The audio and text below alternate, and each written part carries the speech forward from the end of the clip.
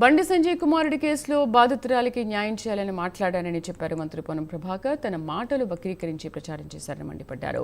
కేంద్ర మంత్రి బండి సంజయ్ విచారణ ఎదుర్కొని తన నిర్దోషిత్వాన్ని నిరూపించుకోవాలని చెప్పినట్లు తెలిపారు. బాధితురాలికి అన్యాయం జరగాలని, వారికి న్యాయం జరగాలి, ఎక్కడా కూడా కాంప్రమైజ్ అయ్యే ప్రసక్తి లేదని తేల్చి చెప్పారు. బాధితురాలికి కాంగ్రెస్ పార్టీ అండగా ఉంటుందని తెలిపారు. న్యాయం జరిగే వరకు న్యాయం కోసం పోరాడతామని మంత్రి చెప్పారు. బండి సంజయ్ కుమారుడి చేతిలో బాధితురాలకి న్యాయం జరగాలని, బాధితురాలకు న్యాయం చేసే అంశం మీద మాత్రమే నిన్న నేను మాట్లాడడం జరిగింది.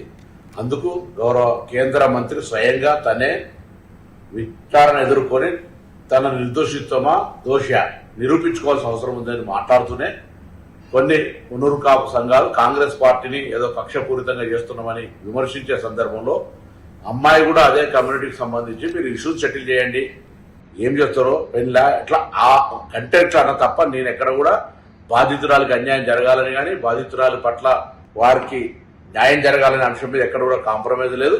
బాధితురాలకు కాంగ్రెస్ పార్టీ అండగా ఉంటుంది, బాధితురాలకు పూర్తిగా మద్దతు ఉంటాం. న్యాయం జరగాల్సిందే, న్యాయం కొరకు పోరాటం చేస్తాం. ఆ సంఘాలు ఆ న్యాయం జరిగే విధంగా అమ్మాయి పక్షాన్ని నిలిచేవారని కూడా కోరుతా ఉన్నాం. బండి సంజయ్ కుమారుడి చేతిలో బాధితురాలు